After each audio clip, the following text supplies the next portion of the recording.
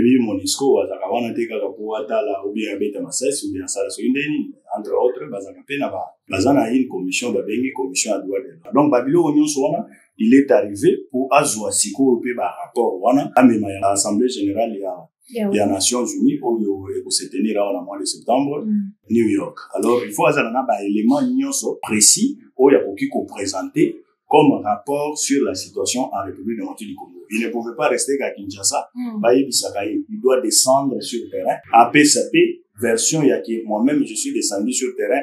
Voilà ce que j'ai constaté. Voilà lorsque j'ai contacté tel. Donc, au Kénéo, ce n'est pas qu'il est allé à MONUSCO. Atika population est zawana. Na ba supplétif ya armée rwandaise ba M23 na AFC ya Corneille pour ayoka bango lenga ki wana et que le président honoraire Joseph Kabila a sollicité à kutana nae. Non, MONUSCO ou bien l'ONU n'est pas concerné par la conflit. L'ONU a pour la seule mission principale le maintien de la paix. Jean-Pierre Bemba a pris les armes contre un pouvoir illégitime. Tangouba a commis ce que excellence. Vous comprenez?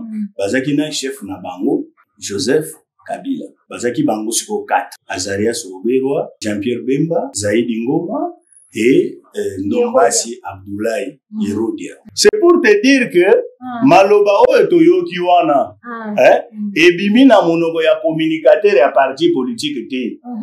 Et bimina monoko ya ministre ya défense nationale ya République démocratique du Congo. Et bimi d'abord na monoko ya ex-rebelle. Oya yebi place ba rebelle bazwaka minduki. Oya yebi place ba doyo bazaka sima ya ba rebelle. Et yeko bima na monoko ya vice-président ya République. Est-ce que vous comprenez? Et maloba wana yeko bima na monoko ya sénateur. Est-ce maloba wana tokoki ko pesa ngo crédit ou pas? Et Jean-Pierre Bemba, Aza porte-parole du gouvernement, Aza porte-parole du président de la République, Aza Congolais, Oyo Aza pena droit, il y a liberté d'expression. Ce qu'on montre, on a dit avant de Makambo, Oye Yebi, na ba chaîne de télévision nyon soko. C'est tous les jours où Tozoyoka Oya Lobi, tu sais que d'être incompétent. Kabila, Salibo. Tout ce monde-là part. Pourquoi au moment où Jean-Pierre Bemba Zoloba, ça choque? Pourquoi ils ont créé tous les noms ils ont créé? Et puis je peux vous dire que Jean-Pierre Bemba n'a rien révélé. Il n'a fait que répéter au Congolais Bazoloba qui ne connaît pas que entre le président de la République dans Senko, Baza a couteau tiré. Je peux répéter phrase moko. Oya Senko. Et le bas même pas na n'importe qui, même membre à l'église catholique. Et le bas est pas il y a chole. Alobi, un Congolais courageux peut venir prendre le pouvoir. Il y a Mongo avait dit que non, on peut avoir un président idiot, mais pas un évêque idiot. Oyo Hollanda yangote kaka na mboka oyo etango zolo ba ona zolo belanani ba vandi na ba réunion na bango ba lobiki tout ce que nous sommes en train de faire ici ba démarche nyonso tozo sala oyo nous sommes en train de préparer l'arrivée d'un nouveau président. Mais ce que Jean-Pierre Bemba dit eza biloko oyo biso nyonso toyebi, mais comment se fait-il que batu bazo reconnaître le droit d'expression de l'église catholique mais bazo dénier yango pas Jean-Pierre Bemba? Claudel Lubaya aza mwana ya camarade ya Musée Laurent Désiré Kabila. Tangu Musée Laurent Désiré Kabila azozwa le de Kasai, le premier gouverneur au Musée azotia na Kasai occidental, il s'appelait Claudel Lubaya. Landa émission ya Claudel Lubaya, mwana ya camarade ya Musée. Pendant la période non suspecte, Claudel Lubaya Zolubake Kabila n'est pas congolais. Zwa livre ya professeur Ngoyi Mukena, ministre de la défense, ya Joseph Kabila. Azolubake, c'est lui qui donna le nom de Joseph Kabila et pas ya Joseph Kabila. Azolubake, je regrette d'avoir vendu la nationalité congolaise, n'a pris ya casier ya Tembo. Parce que personne n'a jamais contredit livre. Honoré Nwanda, chargé de renseignements de la sécurité de la République d'Isaïe, avant que Jean-Pierre Bemba oyo aloba. Ce que Bemba dit, il a pris ça quelque part.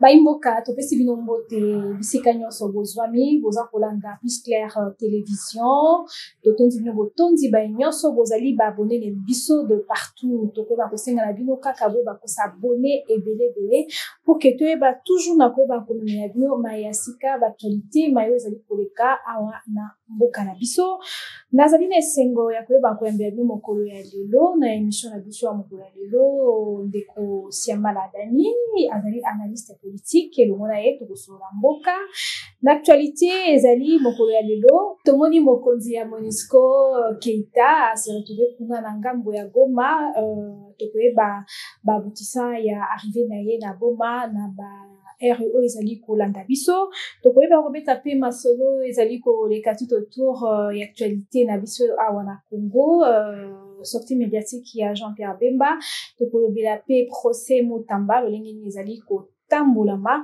kuna na ngambo ya justice. Bienvenue dans cette émission de Ko Siambala. Merci beaucoup maman Andrea. Apesi yo merci ou na toni boto ndenge bado ya ngala balo papa. Ndenge obimisi biso na kati ya émission na yo oketo solola na matali mboka ya Congo. Alors na kopesa na mboka na yo na moko. Merci beaucoup. Singai ina pesi ba téléspectateurs na biso nyonso ba mboka belé sans pour autant ko bosa na bande ko biso nyonso bazali na est ya République démocratique du Congo. Carrément. Pour encourager bango ko yebisa bango que quelle que soit la durée de la nuit le soleil finira toujours par apparaître. Et puis je suis à leur disposition pour nous répondre à tuna ou tuna to yeba ndenge nini ya ko éclairer opinion là où il y a peut-être besoin de. Voilà. To kota motuna biso déjà liboso de Kosiamala to moni mokonzi ya MONUSCO Keita ayebi na kosa to kuna na ngambo ya Goma ebiti zo ezali visite ebiti to binga ya courtoisie ou soit aye pour na mayo za koleka kuna na cadre sécuritaire na ebiti je sais pas où est bien au bon. Oui, merci beaucoup maman. Par rapport à la question il y a MONUSCO ce qu'il faut doyer que ça fait plus de 20 ans groupe des Nations Unies eza na République démocratique du Congo et qui pour la mission oyo eyelaki na mboka première mission oyo bayelaki ezaki mission d'interposition c'est-à-dire bayaki pour se mettre entre les belligérants. Il y avait de l'autre côté le pouvoir l'armée régulière de la République démocratique du Congo. De l'autre côté, il y a RCD, de l'autre, MLC, sous la RCD KML, groupe rebelle, alors, pour la première fois, dans le bazo tinda groupe, on a force ya MONUSCO, la République démocratique du Congo. Force ya ONU, pas force ya MONUSCO, mais force ya ONU. Dans le batindi bango, batindaki bango pour d'abord première mission force d'interposition, c'est-à-dire battre les mains na katikati entre rebelle na force loyale. Okay. Donc force d'interposition, c'est-à-dire pour empêcher à ce que hostilité eza souffre. Dans Osikoyo, bazaki vraiment déployé partout en République démocratique du Congo. Na ba province nyonso oyo ezaki na ba problème. Ba déployer ki bango. Dans Osikoyo, baye komona ke ba hostilité ici, baye kokoma force de stabilisation. Donc il fallait sikoyo appuyer institution oyo etiamaki en place pour que institution wana ekoma stable. C'était ça. La troisième chose bayaki kokoma sikoyo force de sécurisation il y a civil et l'air bien na milieu oyo yaki na tension il y a rébellion agression alors nde omoni ebele bazaki na Kinshasa. On a trouvé que na Kinshasa bazo bundisa mutu moko awa bazo sala soki li communauté baye ko concentrer bango na est de la République démocratique.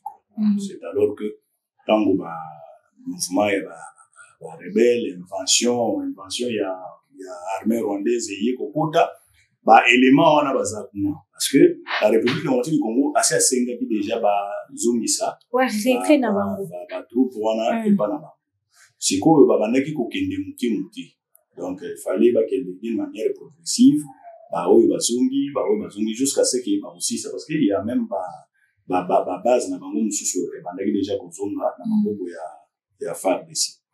Alors et kosala ke na moment oyo baza na kati ya ba préparatifs pour que bazonga ndambo batikala rébellion na armée rwandaise aye ko envahir siko République démocratique du Congo nde guerre oyo tozolobela oyo eza na est de la République. Tango wana armée rwandaise ye na wana bakoti ke basoda ya MONUSCO pe baza wana. Il n'y a pas que des militaires, eza pe na ba personnalité administrative baza pe wana na kati ya nini ya Goma, Bukavu, partout ailleurs.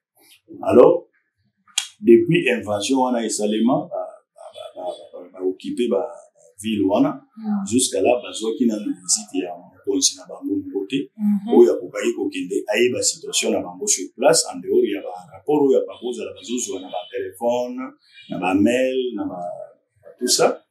Il devrait quand même recevoir aussi la présence ya mokonzi na bango pour bazala pe conforter parce que il faut quand même conforter ba troupe hein, pour que ba moral na bango ça quand même normal. Alors c'est comme ça chef na bango ya liboso pour la République démocratique du Congo aki kuna pona kokutana na bango komona bango parce que oyebi ki même na ba guerre wana ba subir pe ba perte mususu agression ebele ba makambo ebele ba atrocité mingi ba zoki quand même moi ba stress ebele. Alors je crois qu'il est descendu pour moraliser bango et puis est-ce que des informations mususu sur place ya makambo ezo les kana entre temps et puis MONUSCO azaka wana te kaka po atala ou bien abeta masasi ou bien sala so indeni entre autres bazaka pe na bazana une commission babengi commission à droit de l'homme oyo et vérifiaka comportement sur terrain ba makambo ndenge zo traitement réservé la population et tout ça. Donc babilo onyoso wana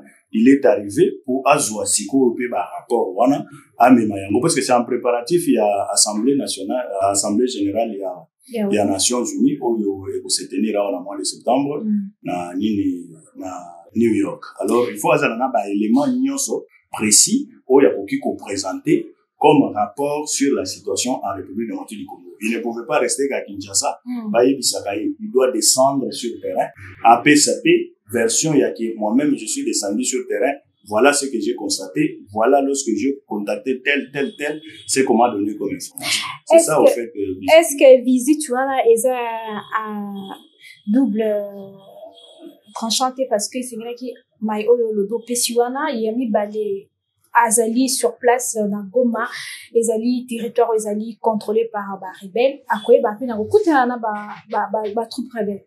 En fait bon, dire que là espace où il est contrôlé par les rebelles c'est l'ancien président de la République azali c'est au fait minimiser la situation hein. Quand on dit que contrôlé par les rebelles c'est minimiser et ça espace occupé par les armées étrangères. Voilà. Est-ce que vous comprenez? Et ça ma troupe donc armée étrangère ils ont occupé espace parce que nous sommes agressés. Voilà. Alors tango akekuna est-ce que vous comprenez tango akekuna il ne faut pas oublier que na kati ya groupe ya Nations Unies ya MONUSCO wana il faut y qu'il y a le Rwanda est aussi parmi les pays où bazana ba élément na kati ya ONU na kati ya MONUSCO la groupe pe ba Rwanda pe bazana oui bazalaka oui vous comprenez donc au Kenya ya Kiwana ce n'est pas qu'il est allé kaka pour akutana kaka na ba MONUSCO atika population ezawana akokutana pe na population ba franche ya population akutana na bango akokutana pe si je ne me trompe pas akokutana pe na ba supplétif ya armée rwandaise ba M23 na AFC ya Corneille Nangaa je crois akokutana pe na bango pour ayoka bango est-ce que vous comprenez parce que akoyoka pe bango pour il faut appeler ça rapport que na solo li pe na bango voilà ndenge na yoki balobi na koteli na mututen voilà ce n'est pas aussi mauvais ce qui lenga qui wana et que le président honoraire Joseph Kabila a sollicité akutana nae ce qui est à moni que c'est important akutana na président honoraire ce n'est pas mauvais akutana nae et ça n'a un problème té ya que double tranchant non MONUSCO ou bien l'ONU n'est pas concerné par la conflit. C'est la République démocratique du Congo qui est agressée. L'ONU a pour la seule mission principale le maintien de la paix. Voilà. Si dans sa démarche, c'est une démarche pour rechercher la paix, je crois que va pour reprocher le côté par rapport à mais ce qui est mauvais, ils ont peut-être que non, à Komikuna, à l'objet que non, en tout cas, bien va rebelle, bosso, bien va yango, ebolia, bosso abouye, bosso barme, yango, bossa, c'est ce qui sera traité, il y a mon diamabé. Mais ce qui a qui est dans le cadre de la paix, je ne trouve pas, bon, vous voyez qu'il y a un bon mauvais à Komikuna. Na show de la vérité. Et ça problème tu te reconnais. Non mais na show ya bisayo bato ba se bakenda ki pe. Ah bakibaza les gens na goma. Te bakenda ki. Ah bakenda les gens bazonga non? Oui bakenda bazonga. So rapport na bangonde jusqu'à là toujours c'est la nana ba pesi amoto. Population abandaki ko zela kitango ba ke ba consultation ba consulter bananga ba consulter Kagame ba consulter président ya Kenya ba keti ba koteli tina Macron. Sikoyo tango bazo zonga siko na mboka. Qu'est-ce qu'il faut faire? Il faut baisser cette population par rapport que non tokendaki tala tozubo conclusion c'est quoi tala ba décision tozu na musala tosalaki ezabo soit tosilisi musala mapa ekiti soit tosilisi musala Tshisekedi ya Longwe soit tosilisi musala tosali gouvernement mususu. Merci beaucoup. Tosilisi musala bitumbesile c'est ça faut faire quand même le rapport. OK. Tokokoma esika wana. Voilà toke na deuxième partie il y a Elisabeth Bisso ndeko Tiamala j'espère que ouais baki na Rolanda sortie médiatique il y a ndeko Jean-Pierre Bemba ba dire naye na ba révélation ya Sali accusé Senko accusé Kabila accusé Moïse Katumbi c'est la moi synthèse ya Maïwana Nyos. Bon, merci beaucoup pour la question. Il y a Jean-Pierre Bemba. Pour Azali, excellence, hein, parce que Azaka, excellence, vice-président de la République. Bon, je ne sais pas si tu as une excellence ou pas, mais on a lobby karaté. Oui, parce que nous avons qui est Jean-Pierre Bemba? Ah, ancien rebelle aussi. Non, moi je commence d'abord dans Oyongana Ebeli. La lobby Bouri. Jean-Pierre Bemba, parce que surtout au Bandeliga, il y a rebelle, Kazaki rebelle. Mais il n'y a pas que Jean-Pierre Bemba, oui, ceux qui ont zongi, ceux qui ont zongi, n'a pas zonga. On est Bandeli. Oui, ancien rebelle. N'a pas occupé zonga, n'a pas zonga, que a dirigé qui peut société na bango ya aviation. Abomango. A dirigé qui moi je dis Abomango yango. Nazo banana na ko diriger d'abord. Ah voilà. A diriger société na bango ya aviation. Quand on diriger yango bi, mais ayaki pe kokoma rebelle.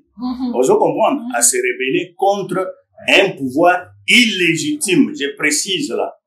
Jean-Pierre Bemba a pris les armes contre un pouvoir illégitime qui n'avait pas été élu par le Laurent Désiré Kabila. Maintenant, oui, c'est ça. C'est ce qui a évité ce qui a quitté.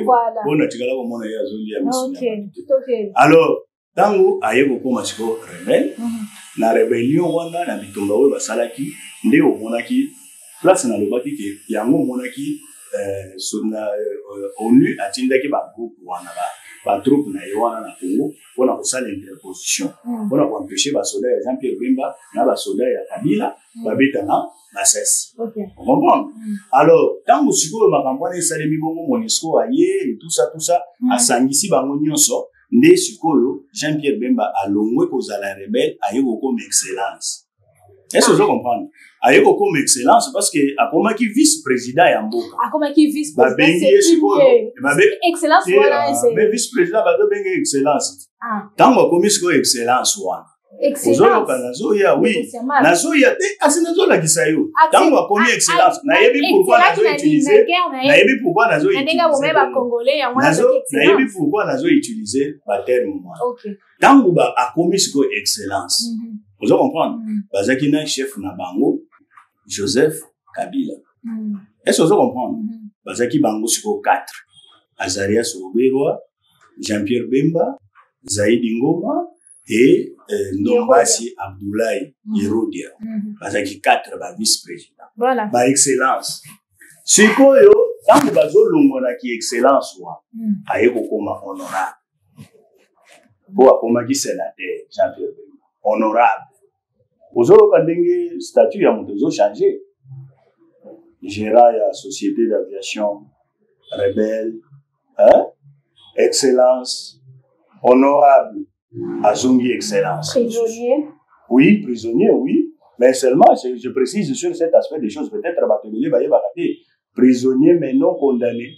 Oh, ma pire, non, prisonnier mais non condamné pour les faits pour lesquels il a été poursuivi. Voilà un peu le problème. Il y a juriste voilà, c'est ça le problème. Parce qu'on peut faire la prison, on peut faire la prison, on peut faire la prison, on peut faire la prison sans être condamné. Tu es en détention préventive. Parce que bazo sambi sa makambo pas juste bazo si ba mona soki makambo ba sa bazo sambi c'est là yo eza ya lokuta to eza ya solo. Continuons nécessairement. Et puis il faut pas que ça n'appelle que président Gbagbo ya Côte d'Ivoire pe bazaki na yekuna. Yepé na moni azongi bazo benga ba excellence président honoraire bazo benga bon. Donc c'est pour dire que ces pays eza exclusivement pour la bemba. Sikoyo tango siko akomi siko excellence. Pour Azongi Excellence, qui est sénateur honorable ici là déjà. Azongi Siko Excellence. Je ne sais pas si on a l'excellence, c'est très important. Ah bon? Oui, c'est très important.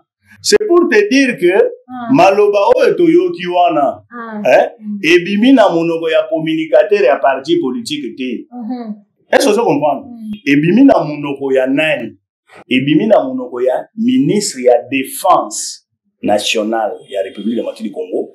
Ministre, oui, non, là il a expliqué et bimina ministre, ex-ministre de la défense nationale. Est-ce que vous comprenez? Bah Congolais il faut bayoka le quoi. Et bimi d'abord na munokoya, ex-rebelle. Oya yebi place ba rebelle bazwaka minduki.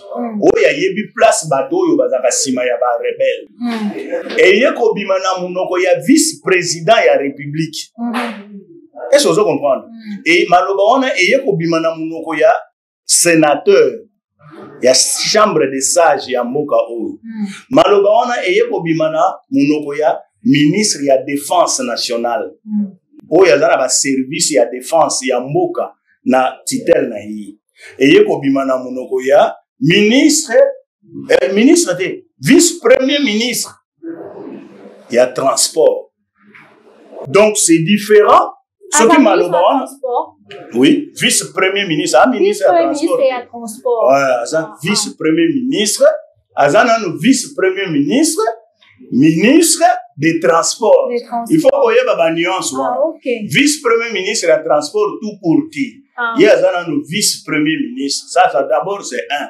Préséance na ministre de la communication. Préséance na Yangouana, ministre de la communication, il y a un mais apparemment,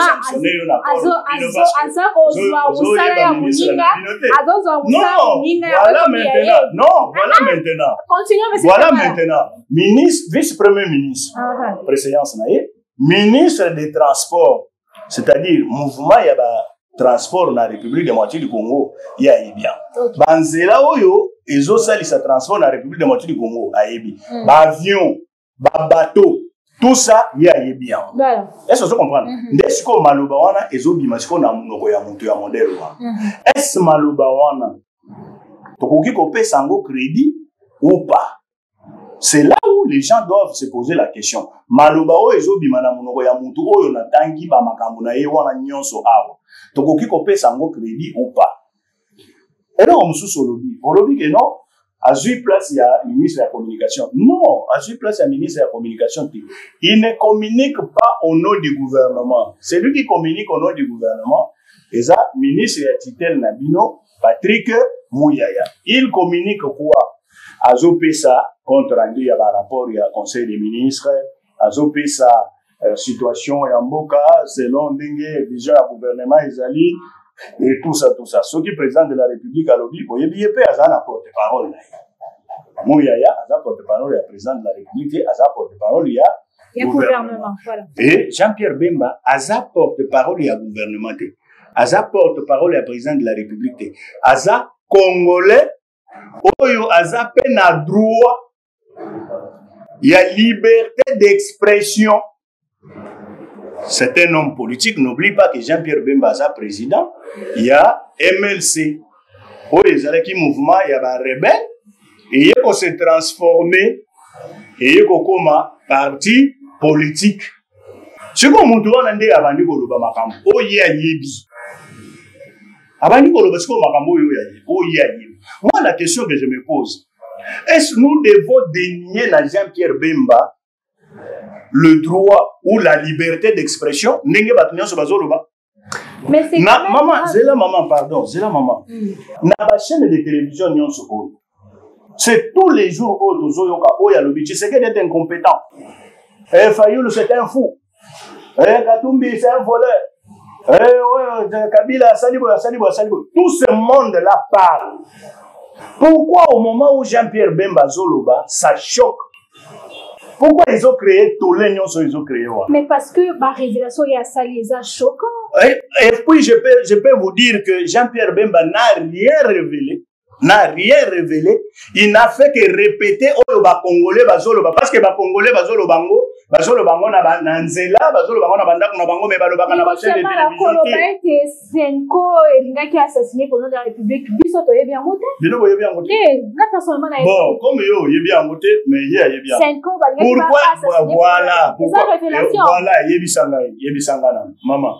Tant que mutu azole yebiso biloko wana aza mutu oyo a gérer ba service à sécurité ya mboka. Mutu a gérer ba service à sécurité ya mboka azo yebisa yo lingi susu nani yebisa.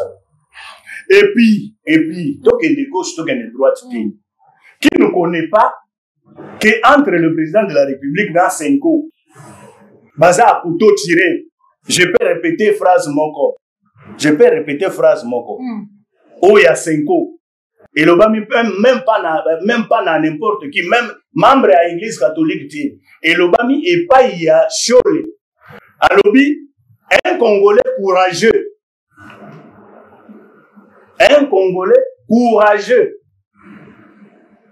Peut venir prendre le pouvoir. Un Congolais courageux. Wana eza 5 ans mutu alobi. Non, je suis en train de vous faire voir que entre le président de la République et Senko, tout se voilait la face. Il y a des tensions. Il n'y a plus de mariage entre Bango. Non, il n'y a que tout ce que vous voyez là, même la salutation, ce sont des histoires de façade. Je peux répéter ce qu'Ambongo avait dit. Ambongo avait dit que non. On peut avoir un président idiot, mais pas un évêque idiot. Oye bien le grand. Oyo Hollanda yangote. C'est Ambongo qui l'a dit. Kaka na mboka oyo etango azoloba wana azolobela nani? Tango balobi bafandi balobi na réunion na bango po bango soki balobi makambo bawanga na kayango. Bafandi na ba réunion na bango balobi que tout ce que nous sommes en train de faire ici, ba démarche nyonso tozo sala oyo, nous sommes en train de préparer l'arrivée d'un nouveau président. Bango mutu ba. Mais en 2028 non? Non, en 2025. Ça c'est bientôt là. Tozana en 2025. Tu sais qu'il y a encore 3 ans. Alors, non, même l'élection va préparer Kango une année avant. Même les élections c'est une année avant. Non, parce que c'est dans le mandat de Tshisekedi. Et dans le mandat de Tshisekedi, qui ne connaît pas que Tshisekedi a instauré conformément à la Constitution la gratuité de l'enseignement. Est-ce que cette histoire-là et c'est ici catholique? Non, mais c'est que Jean-Pierre Bemba dit, et ça, mais pour tolobaka na ba télévision te tolobaka na ba radio te tozomona ngone cheza ilo kwa sika. C'est tout ce que nous sommes en train de dire. Batu nyonso bazoloba ngona banda kuna bango et tout ça tous les jours ici. Mais quand Jean-Pierre Bemba l'a dit, il a exercé seulement son droit ou sa liberté d'expression. Comment se fait-il que batu bazo reconnaître le droit d'expression à l'Église catholique mais bazo dénier en pas Jean-Pierre Bemba? C'est un Congolais comme tous les autres. C'est ça là. Mutuna Jali. Quand le Jean-Pierre Bemba n'est pas n'importe qui, est-ce qu'à quoi qu'au débat là, on a na place publique ou soit pourquoi pas à Québec et pas à PGRP? Ou bien à Kokeko le bango na anertema hier na ba secret wana à Québec au porte plainte ou bien je sais pas comment. Je ne comprends pas la démarche aux suggérée par Jean-Pierre Bemba. Jean-Pierre Bemba, Jean-Pierre Bemba est reçu. Pourquoi maintenant? Jean-Pierre Bemba est reçu sur un plateau de télévision comme un acteur politique. Comme un acteur politique. On lui pose des questions en tant qu'acteur politique.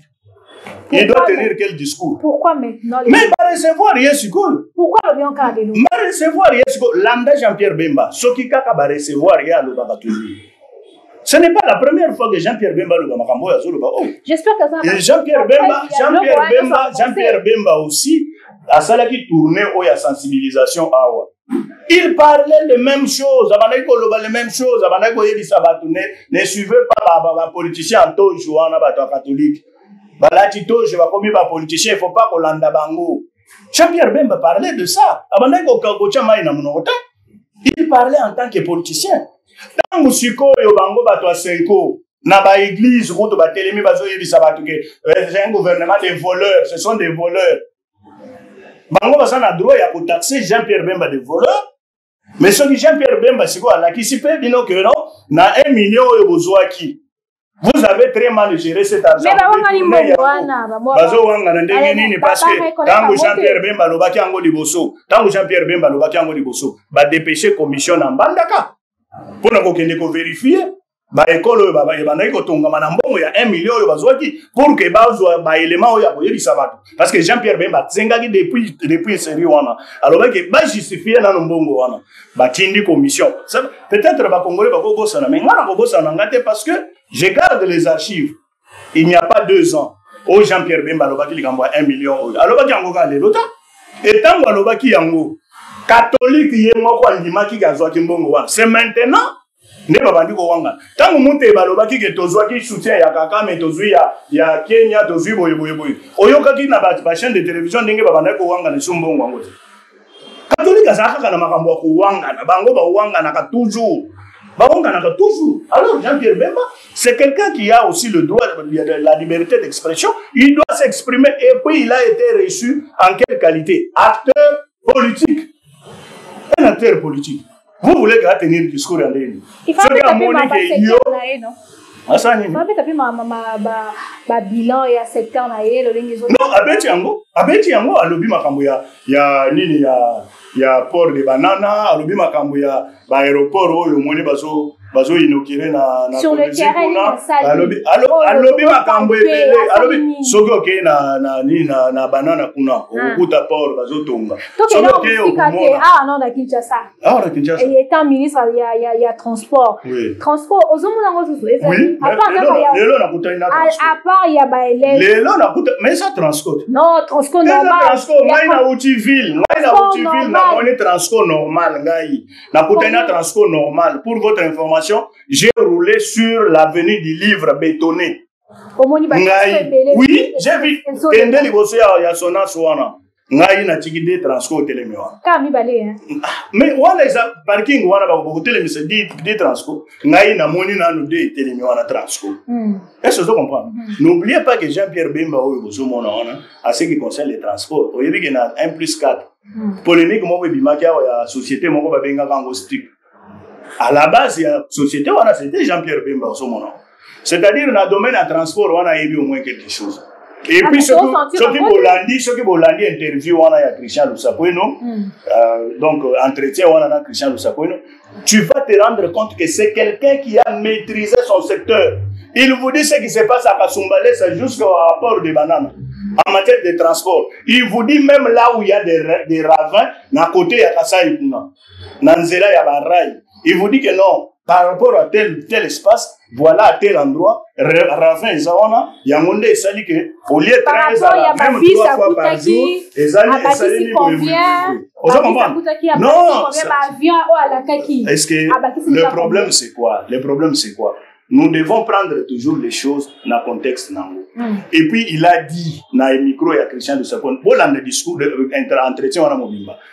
C'est presque chaque semaine où il y a une assemblée nationale, même dans le Sénat, dans la commission où ils ont chargé pour le transport, où ils donnent des explications, on l'interroge tous les jours ici, et ils donnent des explications par rapport à ça. Mais si vous avez et puis, Christian Lusapoino a benga qui était pour y appeler ce bilan de ce qu'il fait. On sait le bilan de lui parce qu'il y a un an. On sait le bilan de lui. Est-ce que vous avez inauguré l'aéroport en Colosie? Vous avez bien aéroport international, vous avez inauguré aéroport international. Colosie, depuis l'indépendance, bauti ko inaugurer aéroport international. Mais c'est une bonne chose. Mais c'est une bonne chose. Ah voilà, comment reconnaître que c'est une bonne chose. Alors. Mais ezaka ka sous Égide ni Jean-Pierre Bemba et puis azoki parole kuna. Azoki parole kuna. Alobi a expliqué makambo ndenge salemi et puis kala mingi te bazo inaugurer pe aéroport mosusu. Oyebi ke ba innover aéroport ya Kisangani. Oya awa yanji aseke otambolité. Yanji fondation c'est telemi déjà fondation c'est telemi alors que sous José Makila to mona ki kaka ba photo. Sous José Makila to mona ba photo. Mais même à ta fondation est bandatée. Mais sous Jean-Pierre Bemba, fondation aéroport yanji de telemi. OK. Est-ce que vous comprenez? Donc c'est quelqu'un Azana maîtrise à secteur wana. Babenga qui est pas Christian Lusakone to asala bilan ya mandat naie en tant que vice-premier ministre, ministre des Transports. Mais abenga qui est pour asolola naie sur des questions d'actualité et puis la situation politique de la République démocratique du Congo. En tant que Congolais, président d'un parti politique, acteur politique, il ne peut que donner ce qu'il connaît. Et il a aussi ce droit-là de s'exprimer aussi. Mais les Congolais, Larry s'exprime, Maître Siamala. Il a ce droit-là, maman. Larry s'exprime, Balobi, que Bemba, toujours la même chanson. Apparemment, Bemba, ça, pour se servir dans la casquette, pour régler le compte personnel, dans l'ancien président de la République. Bon. Pourquoi il n'est pas congolais, il est rwandais, il est comme ça, toujours la même chanson, Bon, on a oublié, hein. So, parce qu'il est local, il y a Oya Pusakawana, à côté, ça, moi, j'espère. Bon, peut-être, sérieux, hein. Peut-être, sérieux, on a eu, ça, l'émission, Quoi, c'est fini, moi? Série, ma femme, lingina, le barreau. Ok, vas-y. Avant, naya, awana, landi, Claudel Lubaya. Oui, Claudel Lubaya. Claudel Lubaya, azalaki, mwana ya camarade ya Musée Laurent Désiré Kabila. Tangu Musée Laurent Désiré Kabila, azozwa, les deux Kassai. Le premier gouverneur, au Musée Azotia na Kassai occidental, il s'appelait Claudel Lubaya. Est-ce que vous comprenez? Landa émission ya Claudel Lubaya. Moi, ya camarade ya musée. Pendant la période non suspecte, Claudel Lubaya Azoloba ke Kabila n'est pas congolais. Azaki na bona maki? Azoloba boye. Moi, nazo pesa yo nanu. Azoloba ke Kabila n'est pas congolais. Zwa livre ya professeur Ngoyi Mukena, ministre de la Défense. Ya Joseph Kabila. Azoloba que c'est lui qui donna le nom de Joseph Kabila et pas il y a Joseph Kabila. Azoloba que je regrette d'avoir vendu la nationalité congolaise n'a pris à casier à Tembo. Ça c'est Ngoyi Mukena qui le dit. Jean-Pierre Bemba nano alobi angoti. Akoko lobana ye hein. Mais si ko tango bango balobi bakoki ko lobana bango. Ce qui Jean-Pierre Bemba lobi ya ko lobate. Lui n'a pas le droit ya ko loba. Mais c'est Siamala. Et puis je vais vous dire une chose, voilà, OK, ça va. Nalobi hein. Sur cette question là. D'abord sur cette question là, la preuve yonga na koki ko pesa pas Jean-Pierre Bemba pesa bino. C'est le livre ya professeur Ngoyi Mukena. Parce que personne n'a jamais contredit livre. Ce qui a dit que le livre wana tangi, beaucoup de na kati. Nazozwa lisusu. Une personnalité non la moindre, Honoré Ngwanda, chargé des renseignements de la sécurité de la République d'Isaïe, avant que Jean-Pierre Bemba oyo aloba. Ce que Bemba dit, il a pris ça quelque part. Mais c'est la famille de Laurent Désiré. Il a pris ça quelque part. Mais bana ya musée oyo ba la famille. Sa famille wana. Kasi yango wana. Bongo bana na yeba za famille biologique de. Wana za famille botanique. Qui na lobi famille ya Laurent Désiré Kabila, c'est-à-dire ba frère na ye, ba sœur na ye, ba cousin ba nièce. Na katanga ba on s'est retrouvé pour ba santé. Bemba tangeli bino ba na mwana mususu ya musée ba bomaki awo. Mais ayebisi bino est-ce que ba bomaki eto ba bomaki ete. Vous ne connaissez pas Maman Kibawa, tante biologique ya Joseph Kabila. Oh babomaki na katanga. Ba beti masasi na moyi. Boyebi Maman Kibawa te. Moi je connais la fondation Maman Kibawa na Kinshasa. Boyebi Maman Kibawa te, tante ya Joseph Kabila. Boyebi ete. Bon, boyebi Etienne Kabila te. C'est quoi Etienne Kabila? Etienne Kabila, boyebi Etienne. On n'est même pas la finira, il y a mais akoya ndenge nini. Akoya ndenge nini. De l'autre côté, bazo bronzer bazo mwana. Bazo bronzer yepe a bronzer. Mais azanango et puis ayebina kombo ya maman na ye na papa na ye. Azanango. Comment vous contredire il y a Etienne Kabila bon dimaka ya mutu mususu. C'est comme ça ba yebisa pa bato balobi. Le reste des choses, ceux qui mutu azaka kana mbongo, oyo azana mbongo azana raison. Oyo azana pouvoir azana raison. Mais oyo azana mbongo te il azana raison te, oyo azana pouvoir te il azana raison te. C'est ça que nous devons éviter. Jean-Pierre Bemba a droit de parler en tant que politique parce que bato catholique tant ba finga ka gouvernement, tant ba finga ka président de la République na ba homélie na bango, balobaka ke nous sommes des Congolais, nous avons droit et nous avons la liberté d'expression, c'est garanti par la Constitution. Pour Jean-Pierre Bemba, liberté d'expression est garantie. Est garantie. Est garantie. Ou bien liberté d'expression est garantie pour Jean-Pierre Bemba. Non, laissez Jean-Pierre Bemba s'exprimer. Le Congo a donné à tout le monde la liberté d'expression. Et puis liberté de penser. Congo, c'est un pays laïque. Congo, c'est un pays laïque. Au moins, lelo, et ça, makambo ya o wana te ya o catholique te. Lelo soki boyo ressemble. To kenda ko zo Denis les aye assemblée la manifestation officielle. Vous comprenez? Donc Nzambe ayoki manifestation et salut. Et accompagné qui IDPS président de la République qui n'a bitumbalaye jusqu'à combien de mais catholique a accompagné tout le monde pour avoir un intérêt naï. Catholique a accompagné Joseph Kabila ici. Catholique a accompagné Joseph Kabila que vous voyez ici. Quand vous appelez ça qui est en bon, je peux pas Némi Moulani appeler je peux ya. Mais GX non, yokanan. Quand vous appelez ça qui est JP ya GXR et pas ya Némi Moulani, directeur du cabinet ya Joseph Kabila ya Souka. En bon maboya kian. Azwaki tango azwaki wana azwaki amopwani. Yo mona ki ambongo te akei bazo sambela na mama Olive. Omona kite yo mona ki ambongo te bakendaki na kashobo epa Moïse Katumbi Moïse alati kiloto bango balati basutana. Yo mona ki bango te. Omona ki bango te. Mais parce que Congo. Alors mais oui, c'est ça. Jean-Pierre Bemba aussi c'est un Congolais. Bah yebisi bino que c'est un Burundais. Voilà ndeko Siamala, on va pas se comme bango pe bato catholique bazana droit ya koloba. Jean-Pierre Bemba pe azana droit ya koloba. Donc ce qui au lobby Jean-Pierre Bemba pe a lobby. Ce qui Jean-Pierre Bemba lobby bango pe ba lobby. J'ai suivi Nani qui Chol est en train de parler sur Jean-Pierre Bemba. Nalandi yango Chol ya zolo. Moi je dis oui. Voilà c'est ça. Voilà. Oui, il y a un droit de réponse, Jean-Pierre Bemba a un droit d'expression. Voilà, c'est ça au fait le problème. Il faut pas bango ba lobby Jean-Pierre Bemba pe a lobby. On va pas s'éterniser. On va pas preuve. Et puis je vais vous dire ceci.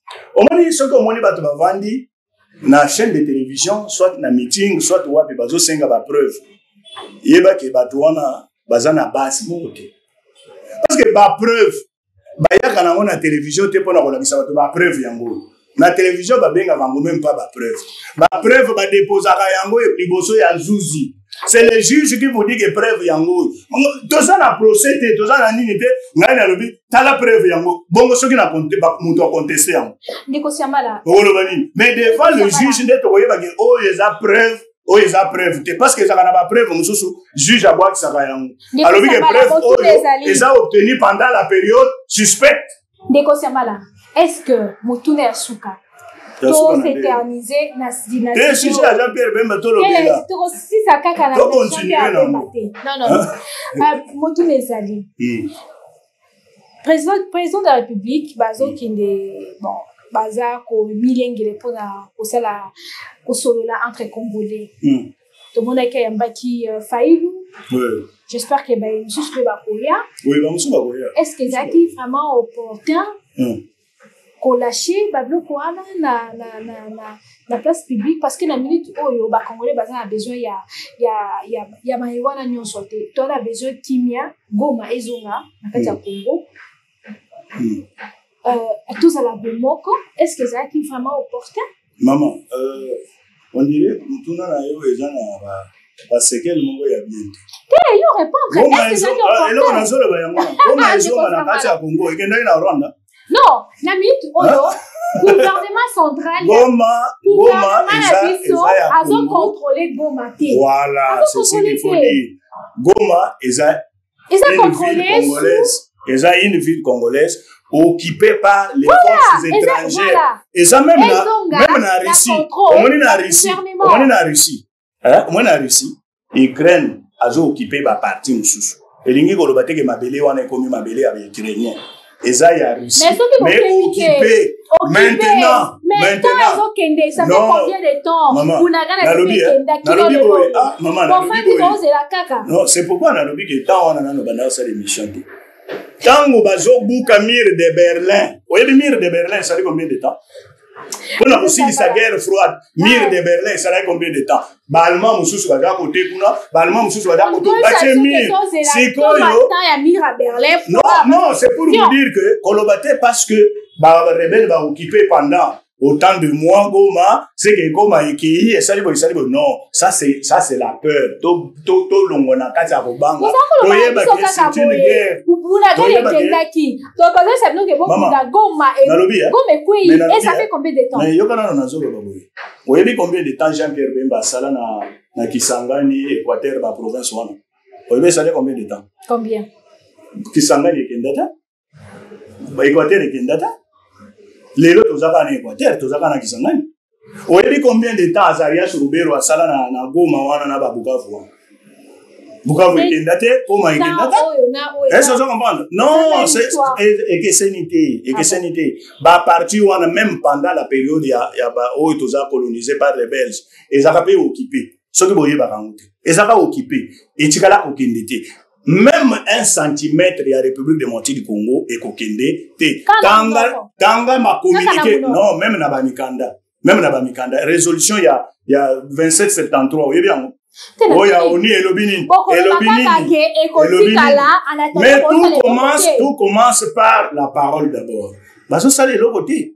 Parce que vous voyez, dans Kinshasa, dans le mois d'avril. Mais vous savez, c'est que quelque chose est en train d'être fait. Il n'y a pas de problème. Quelque chose est en train d'être fait. Et là, aux Salima, voilà, pour le moment, Baboyi Kopé ça. C'est comme ça que au moment même à Nekobo Sembe, Aboyi Makambuya Kosoba information sensible, tout ça, Moutounion Soloba. Entre-temps, Bazo ça l'apologie à M23. Merci beaucoup, Ndeko Siamala. Merci beaucoup.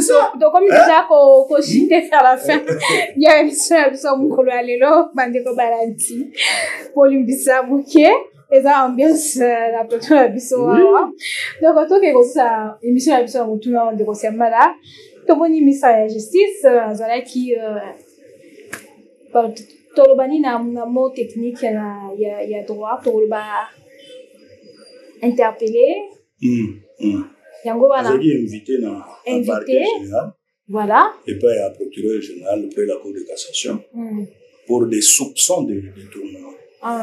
On a des soupçons. Ba soupçon. Siko masolo weke lo lengeli parce que toki ke bazo lo mulango, ba lo mula dossier na ye, mutamba sengi ke dossier na ye lo mapa ya PGR ba pesa o hyper. Oui, merci beaucoup pour la question là. Na tuni yango parce que vous êtes juriste et c'est un peu. Oui, c'est ça ce que je suis en train de vous répondre. En fait, ministre Moutamba, après audition, il n'est pas procureur général, après la Cour de cassation, a eu constaté que il y a un procureur général basé au Canada. Ok. Donc, avant le dossier Wane Banda, parce que déjà la Bamboutou Moutourabam. Ne a eu kotala lui, c'est que le dossier Oyo, va monter yango par rapport à Bamboutou Moutou, entre Ngai na procureur général. Est-ce que vous comprenez? Ne yango Moni a commis sur Mukanda, a récusé. A récusé, c'est ça le terme, il y a lettre voilà. Récusation.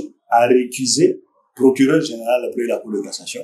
Naba magistrat nyon so ya parquet général après la Cour de cassation. Ok. Mais le terme on va utiliser dans la lettre wana balobi et tout le magistrat sous ses ordres. Or, le procureur général après la Cour de cassation même magistrat oyo aza na Kasumbalesa, même oyo aza na Inongo, oyo a parquet, bango nyonso baza sous ses ordres parce que c'est lui qui gère le parquet de la République démocratique mobile. Est-ce que vous comprenez? Ceux qui sont réquisés, ceux qui vont appliquer lettre à la lettre. C'est-à-dire que réquisé par parquet nyonso ya Congo parce que parquet nyonso parquet mon côté oyo eza et vous ordre ya mvonde ezati. Est-ce que vous comprenez un peu? Alors à réquiser. Ce qu'on a pour réquiser, c'est là où j'avais trouvé un peu que non. Peut-être la stratégie, ezaki malamu te. Stratégie, eza ya pour neutraliser procédure wana et pas après la cassation. Mais ce n'était pas une bonne procédure parce que je doute fort et je mets quiconque à défi à pour démontrer devant eux qu'on peut réquiser un procureur général auprès de la Cour de cassation dans une action pénale. Ok. Ça ne se fait pas. On doit comprendre. Je doute fort, ça ne se fait pas.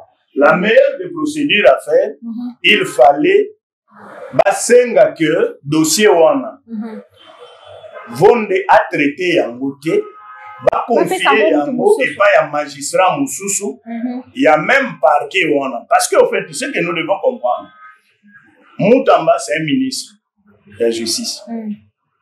Azo bénéficier d'un privilège de juridiction, d'un privilège de poursuite. Ok. Parquet Oyekoki a enquêté sur le fait infractionnel commis par le président de la République et le Premier ministre. Et ça, parquet près la Cour constitutionnelle. Okay. Les restes, il y a des ministres. Parquet Oyekoki a enquêté sur Bamakamuna Bango. Et ça, parquet général près la Cour de cassation. Parce que, baza justiciable, il y a Cour de cassation. Ah, ok. Ce qui est réquisé parquet ou en union mobile. C'est-à-dire, aux Lingate, c'est ça, au fait, le problème. Mais seulement, peut-être que c'était ça la stratégie, mais ce n'était pas la bonne. La meilleure des stratégies, c'est que magistrat Moussoussou. Parce que on ne prendra pas un magistrat Moussoussou et un mot comme Moussoussou pour Baya au Sambisa. Et ça, Kaka ya Congo de Baya Sambisa. C'est comme tous les amis de Bossama, la procédure bon, la carte à Masolo, il y a solo na PGR. Dans l'enquête au Bassali. Bon, en fait, ce qu'il faut te dire, je comprends ta question. Bozo Lingaboyeba, Elo Nini, procureur général à Poutine à dossier. Voilà. Mais on a même eu mon procureur général à communiquer à nous. Parce que l'instruction est là, secrète. Ok. Est-ce que vous comprenez? Et comme à Kachiko public, lorsque est commis il faut faire un juge, parce que l'audience est à la cas, public, va payer autorisation à Moutunion, à Yakolanda. Mais lorsque le dossier est à parquet, et ça secret, ça entre magistrat et instructeur, na muto yazo poursuivre, na ba avocat na yé oyo bazo assister. Jusqu'à là, le procureur général a communiqué sur ma campagne, de mener à moi. Na moni a sengi sikoyo na assemblée nationale va autoriser poursuite contre Moutamba. Okay. Parce que ndenge zawana a senga qui juste pour que a enquêter. C'est pas auditionner, siko a sengi sikoyo a poursuivre. Pour poursuivre sikoyo ezali ko pese autorisation à reçoit dossier wana ko tia Moscou devant le magistrat, le juge au bassin bisaye. Sikoyo il faut toyeba pelo mususu. Na ko senga wana pour que bassin bisaye akoki ko fixer dossier wana et pas ya ba juge sans prévenu, c'est-à-dire Moutamba en liberté a déposé dossier et pas ya ba juge. Le juge va inviter Moutamba pour y aller. Akoki ko déposer pe dossier wana avec Moutamba en détention, c'est-à-dire à Kangiye, à Tchina non Kacho, Sikoyo, Azo ya Kosamba. Donc c'est deux possibilités. Voilà. Entre autres aussi. Comme à Pessiango et Kende, ce qui va autoriser l'Assemblée nationale, parce que l'Assemblée nationale a deux possibilités. Soit à autoriser, soit à proposer. Est-ce que vous comprenez? Et je suis en train de me dire, au nom de la solidarité du gouvernement, au nom de la solidarité, il y a majorité parlementaire. Est-ce que ça va passer ou ça ne va pas passer?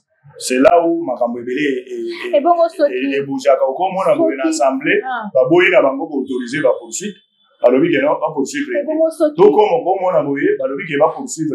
Alors, le procureur aura toujours la marge de manœuvre. Le procureur a poussé le dossier en gros, manœuvre et a détourné Zaki et là, donc, bakotika, t'es que le procureur ça la moussa nae. Non, mais c'est ça que je suis en train de dire. Balobi boy, bakoki ko indi na dossier wana. Parce qu'il y a besoin de dossier, à ça, il y a soit c'est-à-dire, à ça, il y a un argument où il y a PSI et pas il y a un député, que non, voilà, tant on a sambi dossier, il y a des raisons. À côté, ça va fêter. Parce que ça, c'est clair. Ah, à côté, ça fait. Non, à côté, ça fait. À côté, ça va moquer. Na kuti, ba indice, où ils ont senga qui va poursuivre. Si vous bango, ba koki ko bengi ça y est dans commission.